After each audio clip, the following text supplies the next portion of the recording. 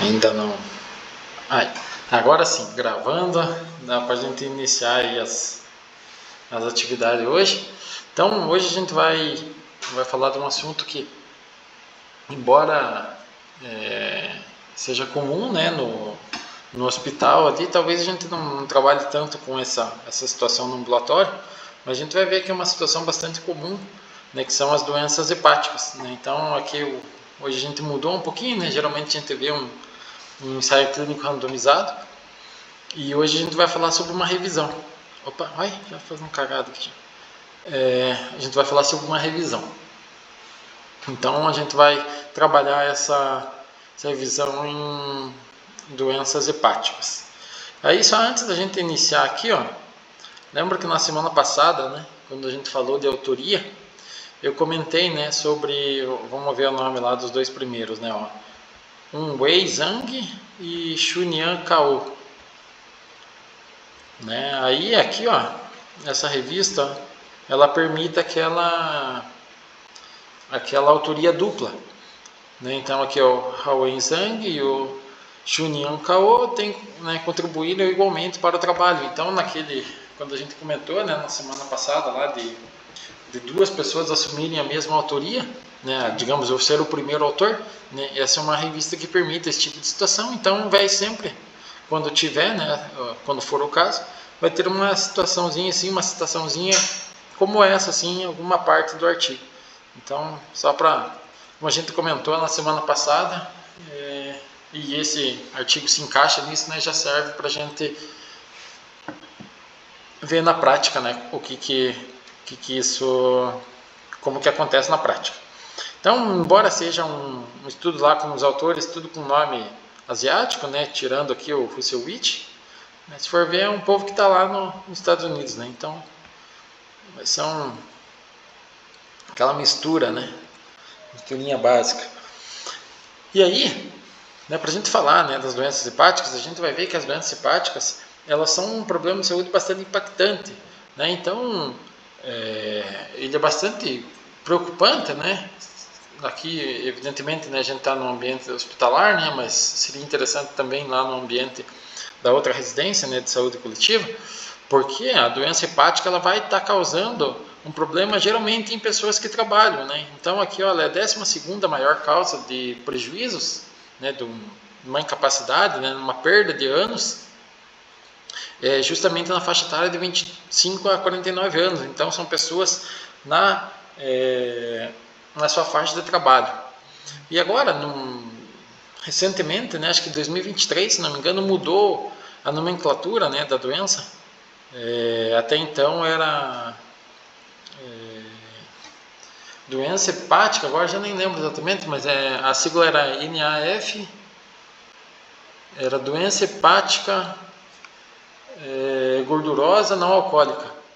Né? Agora mudou, agora é doença hepática esteatótica associada à disfunção metabólica. Mas na prática, né, a classificação é a mesma, né, mudou literalmente apenas o nome. Né? Então, eventualmente, se você vai se aprofundar, né, nesse assunto, for pesquisar esse assunto, você vai encontrar eventualmente essa sigla, né, o MASLIT, ou você vai encontrar a sigla antiga, né, que é o NAFLD.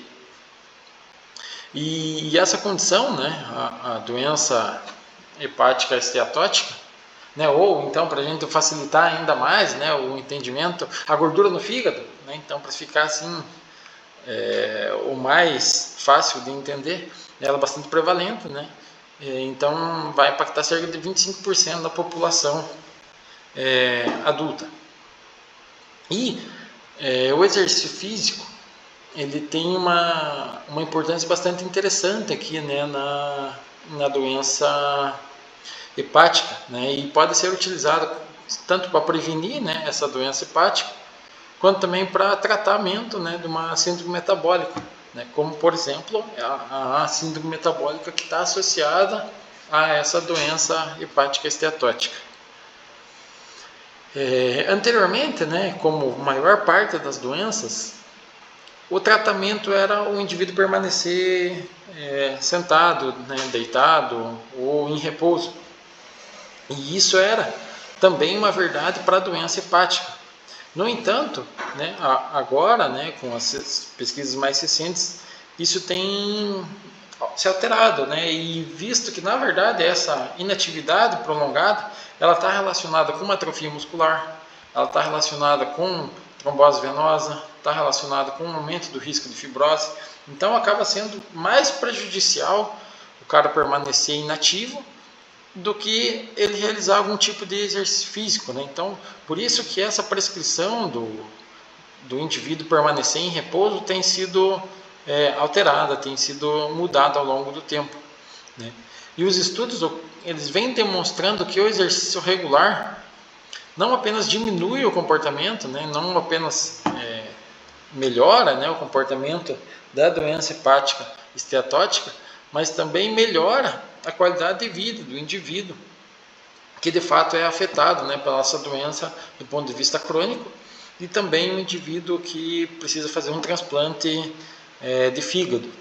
Então, o exercício físico digamos, abandonado, né, nessa condição, ele torna-se bastante útil, né, para essa população que tem esse tipo de problema. Aqui no hospital, né, não sei como é que está hoje em dia, né, depois lá na hora que a gente for fazer a discussão a gente pode conversar melhor sobre isso, mas volta e meia sempre tem aquele indivíduo, né, que tem um problema hepático aí internando, né, às vezes está com uma condição aguda, e aí a gente vai ver que eventualmente esse indivíduo pode se beneficiar, né, com uma prática de exercício. Aí, né, o que o estudo vai colocar? Que é bastante interessante, porque ele vai começar primeiro falando sobre o exercício físico como um todo, né? Porque eu não comentei, né? Mas a revista aqui, a Hepatology, é uma revista bastante importante, né, nessa área de hepatologia, né? Que dá o nome até da revista.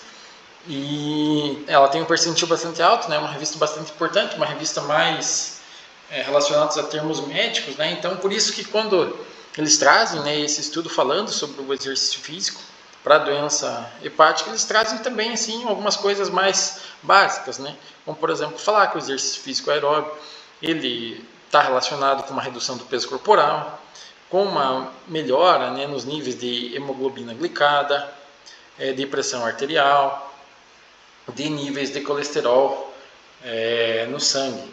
Já o exercício resistido, né, o exercício de força, ele proporciona, né, o aumento da força muscular, né, a melhora da densidade mineral óssea, a melhora na resistência, tem beneficiado também dislipidemia, hipertensão e resistência à insulina.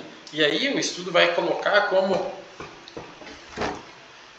quem está vendo a gravação vai ver a câmera chacoalhar aí, porque embora seja uma cadeira nova, uma mesa nova, tá torto aqui o negócio. E aí o estudo vai comentar que embora o treinamento aeróbio, né, tenha esses benefícios, né, pode ser que eventualmente ele seja um tipo de exercício não muito confortável para o indivíduo, justamente porque o indivíduo né, quando tem esse problema hepático, geralmente ele apresenta fadiga também. E aí um treinamento, né, aeróbio, às vezes um prazo um pouquinho maior, uma duração um pouquinho maior, pode não ser tão interessante. E aí o estudo não necessariamente faz uma defesa, né, mas ele dá a entender que oferecer o exercício resistido, né, ele proporciona uma vantagem metabólica para o indivíduo que tem essa condição. E aí também ele vai apresentar alguns resultados, né, brevemente, alguns resultados de alguns estudos randomizados, como por exemplo esse que investigou, né, o efeito moderado, ou melhor, o efeito do exercício de moderada intensidade, né, o exercício aeróbico e o exercício resistido, né, ambos de moderada intensidade, e ambos foram observados como um resultado equivalente, né, no ponto de vista de diminuir os triglicerídeos intrahepáticos, né, e na melhora da resistência à insulina. Então, seja por meio do exercício aeróbio, seja por meio do exercício de força, né, os resultados parecem ser bastante similares, né, o que acaba proporcionando, né, para nós enquanto prescritores, né, e para os indivíduos, né, para os pacientes enquanto, né, beneficiários, né, desse tipo de intervenção, uma possibilidade de você ajustar conforme ali a tolerância, né, do indivíduo, conforme a preferência também do indivíduo, né, conforme a tua capacidade logística, né, no local, né, eventualmente você não vai ter um cenário onde você possa trabalhar o aeróbio, ou eventualmente você não consegue trabalhar o treinamento de força e assim por diante. E aí ele vai citar, né, que combinar, né, esses dois tipos de exercício pode proporcionar, né, um ganho mais interessante.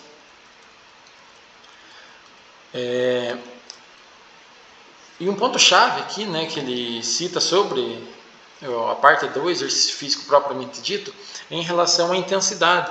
Né? Então aqui ele vai colocar na intensidade como um fator-chave, né, um fator crítico, e ele aponta aqui, né, um estudo lá do Keating, que uma dose mínima de 135 minutos foi de intensidade moderada, né, do exercício aeróbico por semana, foi interessante para proporcionar um benefício para os indivíduos, né? Então, eventualmente a gente pensa, né, num indivíduo de repente fazer 3 vezes por semana, 4 vezes por semana, 5 vezes por semana, às vezes 1 hora por dia, né, que a gente, né, de certa forma tem um hábito, né, se for assim pensar num ambiente de uma academia, alguma coisa assim.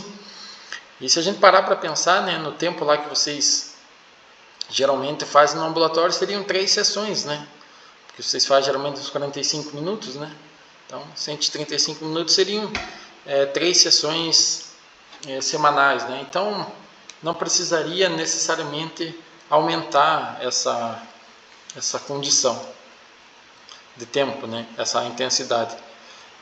E aí um outro estudo interessante aqui, o grupo lá dos próprios escritores desse artigo, eles investigaram, né, a lesão da isquemia e reperfusão, que a gente vai ver, né, que esses ambientes onde tem situações onde tem isquemia, né, como pode acontecer na doença hepática, mas também pode acontecer no AVC, que a gente vai discutir amanhã lá na aula com mais detalhes, mas pode acontecer também no infarto do miocárdio.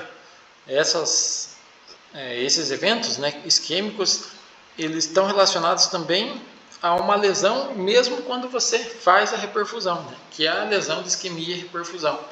E eles observaram que quando o indivíduo faz um exercício físico, antes do momento cirúrgico, né, primeiro aqui o estudo deles na verdade fez com rato, né, mas tem também os estudos em humanos, acaba tendo um benefício, né? Então os indivíduos que são treinados antes do procedimento, né, ou no caso especificamente aqui os animais, né, que foram treinados antes do procedimento cirúrgico, tiveram uma menor lesão de isquemia e reperfusão após a cirurgia.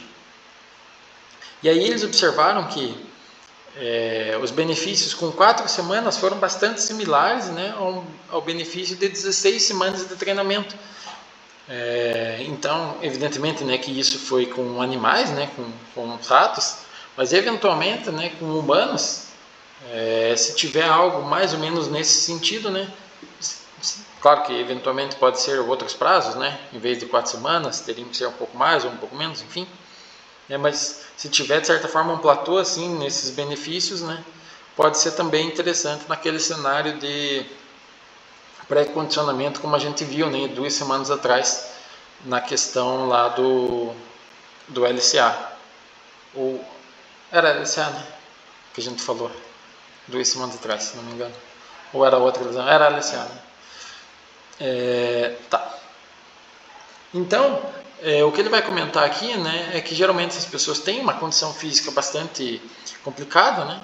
E o início da sessão, né, ou o início do protocolo de treinamento, ele pode começar, né, com sessões bastante curtas, né, como 20 minutos, e ir progredindo 5 minutos, 10 minutos a cada semana. Então, eventualmente, para o indivíduo chegar no prazo, digamos assim, mais comum, né, para nós, que seria de 40 minutos, e eventualmente o indivíduo levaria ali quase 4 semanas, né, quase que um mês para ele chegar nos 45, devido à situação, né, clínica do indivíduo. Evidentemente, né, que se ele chegar numa situação clínica um pouco melhor, ele pode iniciar a sua atividade, né, com uma duração de sessão maior.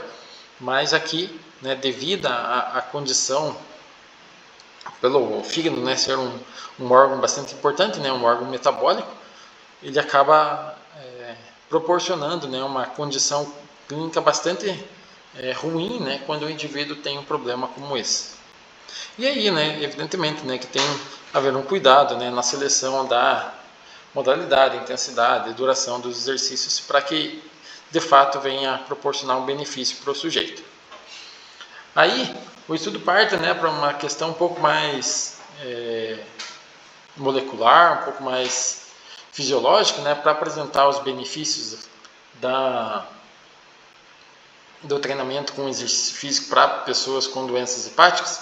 A gente não vai entrar no detalhe aqui, né, até para a gente poder estar mais discutindo, né, a situação ali, mas eventualmente vocês podem estar depois, né, lendo o artigo ali e avaliando os detalhes. Então aqui a gente vai mais pegar alguns pontos principais, né, como por exemplo aqui a melhora na sensibilidade à insulina. Então aqui ele vai apresentar alguns mecanismos, né, e algo que é bastante importante aqui para a gente entender, né, para consolidar esse tópico, né, de sensibilidade à insulina, é que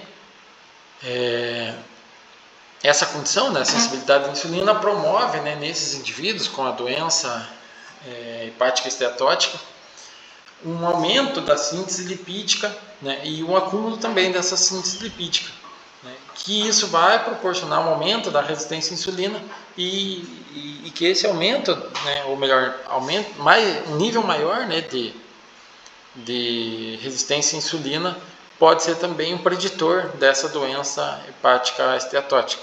A gente sabe, né, sobre os diversos prejuízos, né, que estão relacionados com a doença insulina, resistência à insulina, né, e a doença hepática é um desses problemas, que o exercício físico pode eventualmente ajudar a combater e reverter.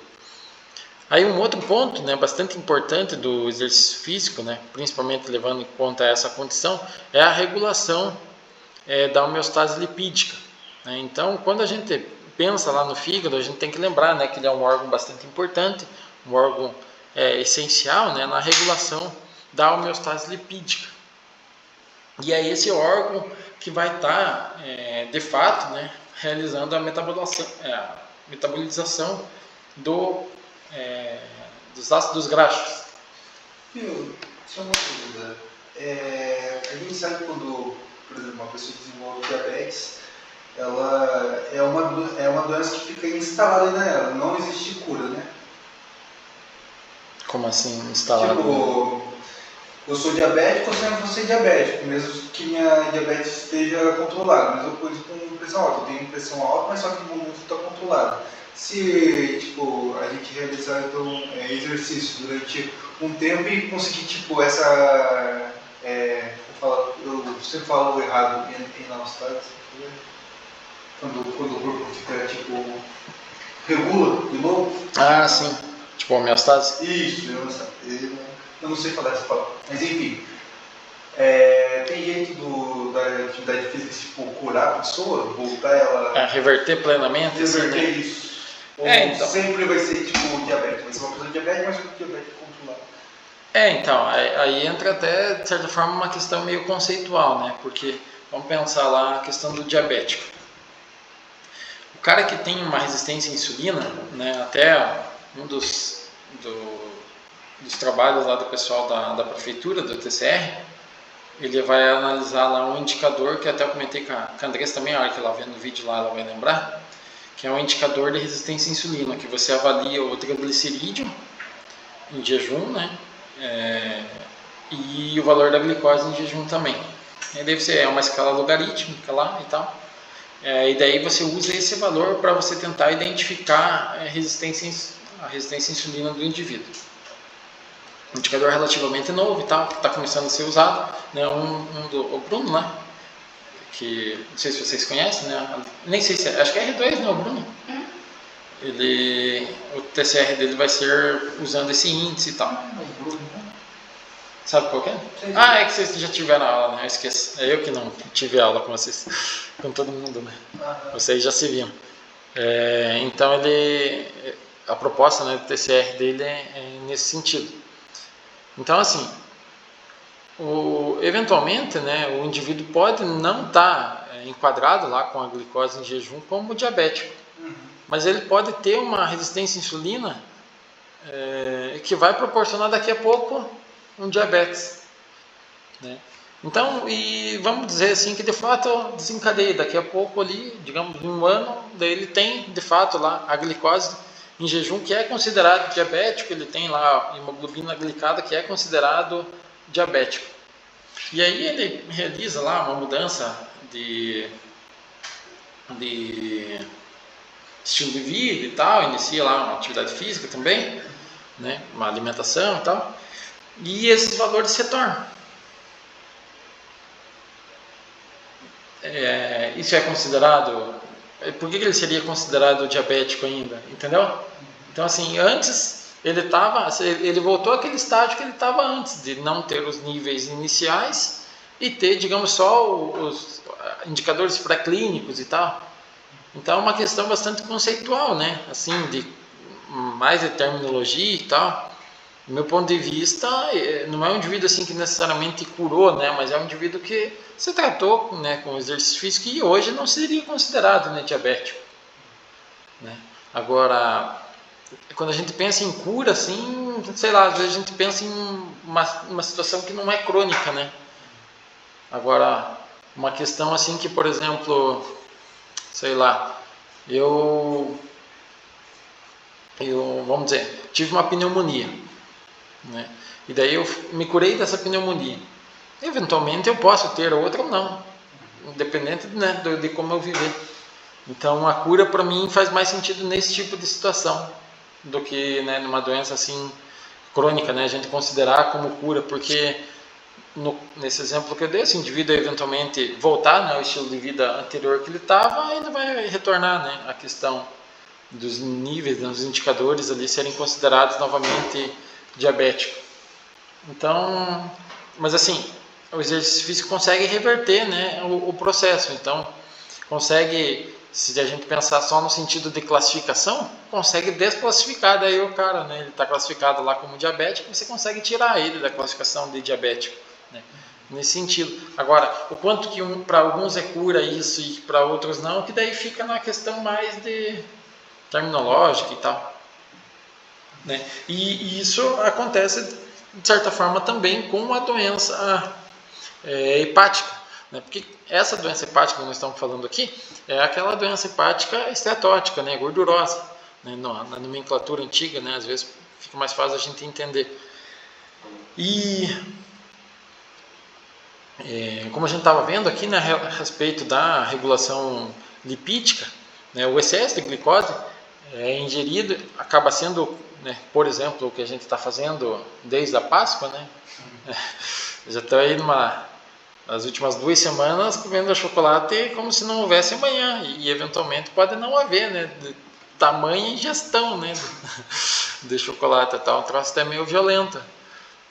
Quando se para assim para analisar depois Eu não comi. Eu comi um Kit Kat. Aí tem pessoas que são mais, né, controladas, né, mentalmente. Eu já não me enquadro nesse controle assim para chocolate, eu já sou mais complicado.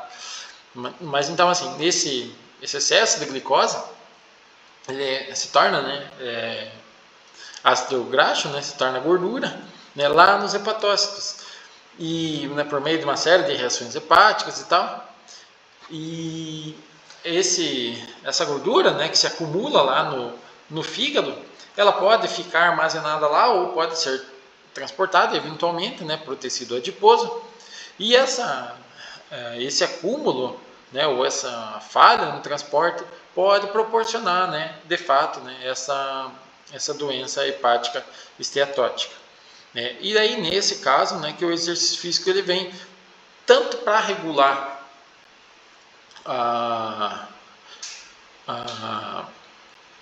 homeostasia ali, né, para proporcionar, né, a homeostasia do metabolismo do ácido graxo, quando também, né, para, como a gente diz no popular, né, para queimar a gordura, né, aumentar o consumo, né, do ácido graxo como fonte de energia. Então o exercício físico ele tem esses dois papéis, né, tanto na regulação do armazenamento, né, da gordura no fígado, e também, né, no consumo por meio, né, no uso, né, dessa gordura por meio de um consumo para o exercício físico, né, como fonte de energia.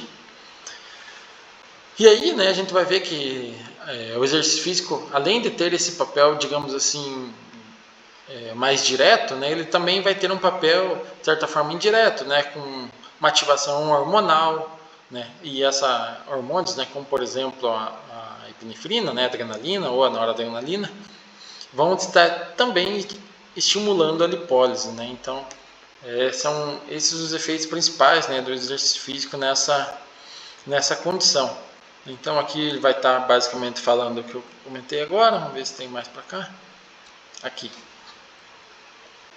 E daí ele vai falar também, né, que os ácidos graxos livres, né, eles são bastante utilizados, né, pelo músculo esquelético, né. Então por isso que é importante, né, o indivíduo realizar o exercício físico justamente para estar utilizando, né, esse ácido graxo. No entanto, o exercício físico ele também vai ter um papel no sentido de controle da inflamação em indivíduos com essa doença hepática. Então, a doença hepática, como o nome dela agora tá, né? Doença hepática esteatótica associada à disfunção metabólica. Muitas vezes essa disfunção metabólica está relacionada também com uma inflamação. E o exercício físico vai proporcionar, né, um ganho, né, um controle dessa inflamação, né, por meio da regulação, por meio de citocinas, quimiocinas. Então ela vai estar regulando essa inflamação para proporcionar, né, um ambiente anti-inflamatório, né, para inibir esse ambiente que está muitas vezes inflamado no fígado do indivíduo. Vamos ver o que mais que tem aqui. Aí vai aparecer também sobre a lesão de isquemia reperfusão, né? Curiosamente é o que eles tiveram lá no outro estudo, né? Então eles trazem aqui também, né, com um foco maior, né? Essa lesão de isquemia reperfusão, ela vai ser em situações um pouco mais pontuais, né, um pouco mais específicas, não é tão geral, mas aparece também, né, na lesão esteatótica, né, principalmente numa situação um pouco mais aguda. E esse fenômeno, né, o exercício físico ele acaba regulando, melhorando, né, a regulação da lesão de isquemia e reperfusão. Inclusive, né, os estudos, né, que a gente volta e meia realiza ali com o condicionamento isquêmico é justamente para também melhorar, né? Geralmente quando a gente pega esse condicionamento isquêmico, como por exemplo no AVC, né, é justamente para melhorar esse controle próprio, né, do corpo da lesão de isquemia e reperfusão, como por exemplo aquele estudo, né, que eu estava desenvolvendo ali no hospital, né, com a oclusão, né, com a restrição do fluxo sanguíneo para pacientes com AVC, eles também sofrem, né, da lesão de isquemia e reperfusão. Então a gente o exercício físico ele pode ser utilizado, né, nesses casos aqui da lesão de isquemia e reperfusão, porque você consegue fazer isso antes do evento, né? Por exemplo, depois do infarto já era, né? Se o cara fez, já fez. Depois não teria que usar uma outra abordagem. Não dá para ser abordagem de exercício físico, mas daí pode ser a do condicionamento isquêmico, né? Como a gente usa lá fazendo a oclusão nos indivíduos, né? Então, se você vai passar num ambiente cirúrgico, né? Então, eventualmente você pode usar o exercício físico e depois, né, que a isquemia já aconteceu, né? Você pode utilizar daí o condicionamento isquêmico lá com os garrotes, como a gente está, né, acostumado a fazer, já fez em outras ocasiões. Aí ele cita, né, sobre a importância de entender que a doença hepática ela é uma doença multifatorial, né? Uma condição bastante ampla, né? Mas também, né, lembrar que a resistência à insulina e a esteatose do fígado, né, são os principais achados, né, são os principais indicadores, né? Então, seja a resistência à insulina ou seja lá a gordura no fígado, né, que muitas vezes, né, igual eu trabalho com um idoso lá, vai fazer um exame, não, estou com gordura no fígado, não é nada. E muitas vezes a pessoa leva assim, né? E esses são os principais fatores. Ele vai colocar algumas questões a respeito de treinamento, né, sobre intensidade de treinamento, tempo de treinamento.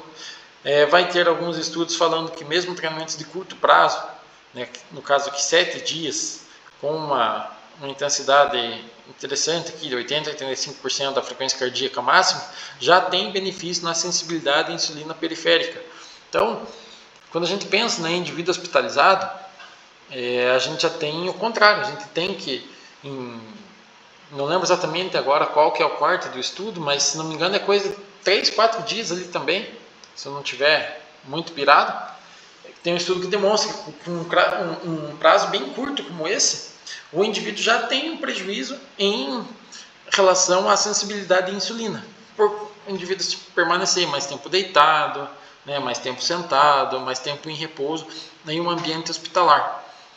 Então, pensando nesse caso, né, o exercício físico no ambiente hospitalar, eles acabam sendo benéficos. Por quê? Porque o indivíduo muitas vezes já tem esse prejuízo de sensibilidade à insulina. Às vezes já está numa situação de agudização da doença, né? E aí eles permanecendo, né, em repouso a maior parte do tempo, ele tende a piorar essa sensibilidade à insulina e fica, né, no caso dele, um pouco mais complicado ainda por cima. Então, se você coloca o exercício físico ali, por mais breve que seja, né, mas se você tem uma pequena intervenção que seja, você pode ajudar, né, a combater um dos achados, né, dessa condição clínica. Acho que é uma coisa muito mais viável a se fazer assim, pensando a longo prazo mesmo, no ambulatório do que dentro do hospital, em tese mesmo. Porque aí para mover recurso ainda para a gente conseguir ficar o tempo todo, tipo, na zona de 80% até 85%. Ah, sim. Não, aqui, claro, né, que aqui foi uma condição bem mais, digamos, uma condição à parte, né, uma condição mais controlada, 60 minutos, né, mas, e para ter um ganho bastante interessante, de 34%, né, mas, eventualmente, né, a gente não precisa também se apegar aos números em si, né, mas a gente pode pegar a ideia, né, assim, ter a noção de que, de repente eu não vou ter o 34% de ganho, mas se eu tiver os 15%, ou então se eu zerar, né, porque a gente tem que entender que assim, aquele ali ele está ganhando 34%, mas o paciente hospitalizado ele está no negativo, porque ele já está tendo prejuízo ao ficar, né, a maior parte do tempo ali sentado e deitado. Então, eventualmente, se você ganhar 5, não é que você ganhou 5, né? Você ganhou 5 positivo e mais aquilo que ele perderia se ele tivesse permanecido, né, num repouso total. Mas enfim, isso daqui a pouco a gente pode até conversar mais, né? E aí ele vai apontar algumas questões dessa relação, né, de exercício físico com a quantidade, né, de redução da sensibilidade à insulina, vai sobre triglicerídeos intrahepáticos também, né, falando aqui que há uma relação, né, onde um aumenta, o outro acaba diminuindo, mesmo em engajamentos, aqui, isso eu marquei aqui porque eu acho que é interessante, né, que mesmo engajamentos mínimos, né, no exercício físico pode levar a reduções importantes, né, nos níveis lipídicos intrahepáticos, né, que como eu falei, às vezes a gente se apega, né, a grandes mudanças, mas às vezes pequenas mudanças podem surgir, trazer resultados também, né, surgir efeito. Ele vai falar também, né, sobre outros aspectos, né, como a modificação do estilo de vida como um todo, e que aqui esse é um ponto interessante porque ele vai comentar lá, né, que a FDA, né, a agência americana, ele aprova um medicamento agora para tentar trabalhar com essa condição clínica, mas ainda assim, né, o estilo de vida, incluindo, né, o exercício físico, é ainda o tratamento de primeira linha, né, seria, digamos assim, a primeira opção, né, quando o cara chega lá no consultório clínico, a primeira opção que o médico deveria falar é: não, faça exercício físico, né, se o cara bebe, para de beber, né, se não dorme direito, que não durma direito, não se estresse, daí o cara não vai conseguir, né, mas assim, tem uma alimentação mais saudável e assim por diante, né, e aí no segundo momento só utilizar, né, do medicamento. Ele vai falar também sobre o exercício no sistema da veia portal, mas isso quase não tem muitos estudos, aqui vai ficar, né, um gabarito ali para depois vocês olharem. Então aqui seria nessa doença que a gente está comentando, que a recomendação é aquela recomendação padrão, com tratamento complementar, né, do ponto de vista do exercício resistido. Na cirrose não tem muita recomendação do exercício resistido, né, mas a recomendação do exercício aeróbio é também uma recomendação bastante padrão, convencional, 30 minutos 5 vezes por dia, né, que dá o mesmo 150 lá. E para o carcinoma de fígado, né, para o câncer de fígado, também tem algumas recomendações aqui que fica como curiosidade e tal. Ele vai partir também vai comentar, né, algumas coisas sobre exercício em cirrose e também sobre o carcinoma aqui, né, principalmente o câncer. Mas deixa eu ver aqui. E daí vai falar também sobre exercícios físicos que podem afetar diretamente outras condições clínicas, né, outros órgãos. Mas enfim, né, depois aqui, esse tipo de estudo, né, estudo de revisão aqui não é sempre interessante que vocês leiam depois, né. É difícil a gente explicar aqui porque é mais interessante a gente estar fazendo a discussão aqui do que a gente está lendo mesmo, né, o estudo. Então vou encerrar aqui a gravação, que a maior parte a gente já comentou.